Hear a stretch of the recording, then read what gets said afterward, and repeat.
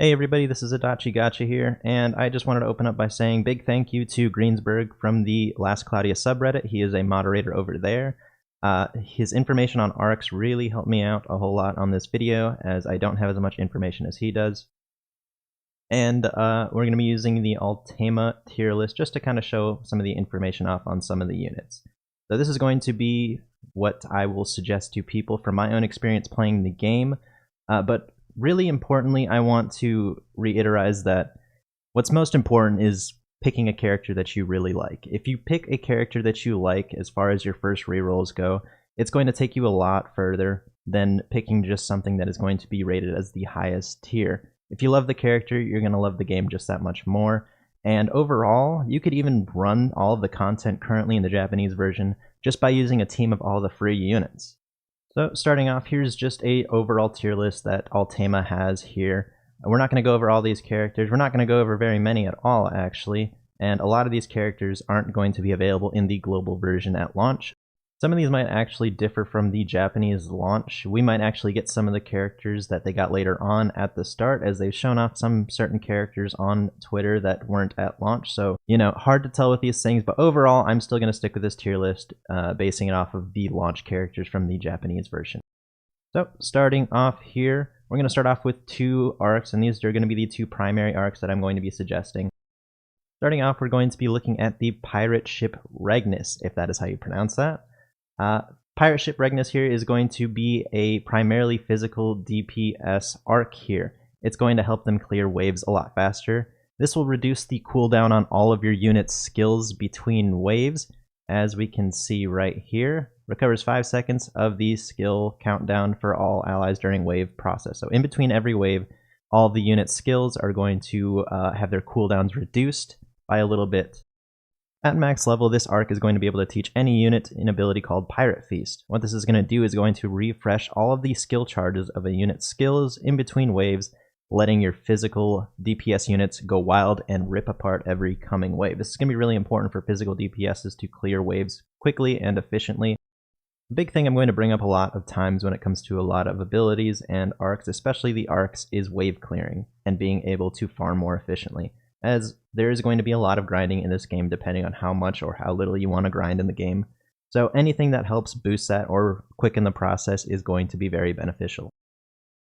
Up next, we have the Spaceship Ron Valiant. Now, this one is going to be a big get right here. Spaceship Ron Valiant is going to be really important for magical casters, your magical DPS units. Its unique passive is that it's going to give all units a strong barrier at the start of every quest. So it's just going to help your healers sustain some more MP, and it's going to help you survive some of the tougher quests. But the real big parts where it shines are two of the abilities that it's going to teach to your magical DPS units. First up is going to be Riser Gauge. Riser Gauge is a great farming spell to clear waves quickly and makes it one of the best spells simply for grinding, which there will be plenty of. This is a lightning type spell, and majority of the enemies do have some kind of weakness to lightning abilities. That's what makes this so important. And then we have Magical Aura. What this will do, actually let's go ahead and click this tab here so we can see those skill effects. What this is going to do is it's going to increase the damage of all your spells at the cost of an increased MP cost. This is absolutely a best in slot ability on casters and is in part what can help Zechs stay at the top of the tier list, and we'll go into him in a little bit. Moving on to the units here, we're going to start off with Shin.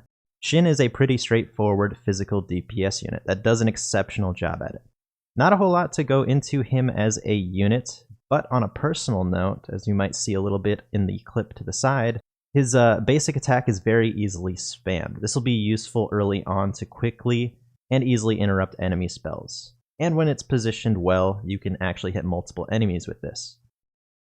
Now Robin here, when the game first came out, he was actually considered a top tier DPS, as he had one of the best juggling potentials in the game. Currently, he's still a solid physical DPS, but where he really shines is going to be his steel passive right here.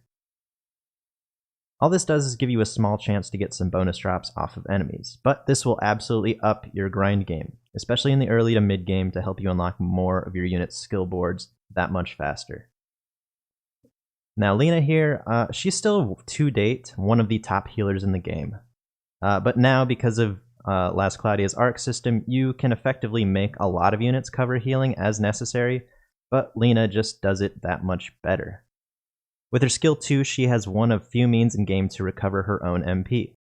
Couple this with her passive that reduces MP cost of healing spells, she will become a staple life battery. And to boot, her skill 3 and skill 4 will heal your party too.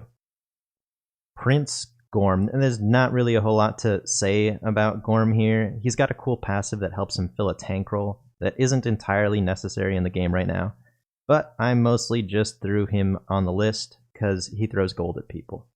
And that's pretty badass.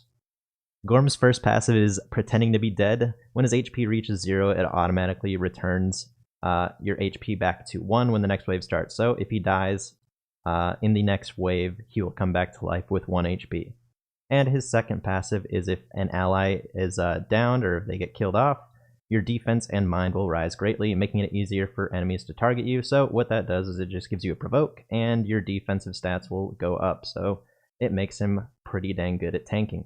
He's not the most amazing unit, as tanks don't really fit a huge role in Last Claudia, but goddamn, he looks great. I love Gorm. And finally, on our reroll tier list is going to be Zechs. Now, I really wanted to end this list on Zechs, as he is actually a free story unit. No gacha, no RNG. A big reason I didn't include someone like Dine on this list is that Zechs has been a top tier caster from the start of the game, and still continues to stay at the top. Not only does he boast one of the highest intelligence stats in the game, his entire kit allows him to stay a monster. His Augie is just a straight up buff to strength and intelligence. He has 2 passes which are both great. This first one, which reduces the MP cost of all ice spells, and the second allowing him to stay in his casting animation when he is hit, and it also increases his defense while he's casting any spells. Not only that, he's got great motion value here on his abilities here, and they're pretty well spammable while staying at a good range. You can see it a bit in the clip where I show it off. His skill 2 is going to be a long-lasting AoE animation that'll keep enemies locked there, and his skill 3, man, it is just a screen clear. It just stays for so long. It's actually a really impressive animation considering the fact that it's not actually a skill 4.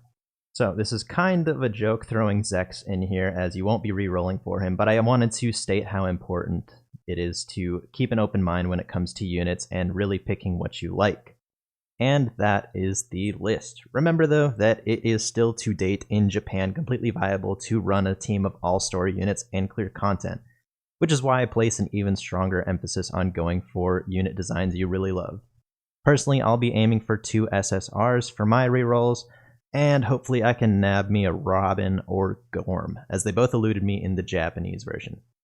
Especially Gorm. If this video helped you at all, hit that like button, drop a comment below letting me know what you're going to aim for. I love reading the comments, and subscribe for future Last Claudia and mobile game content. Thank you, and I'll see you next time.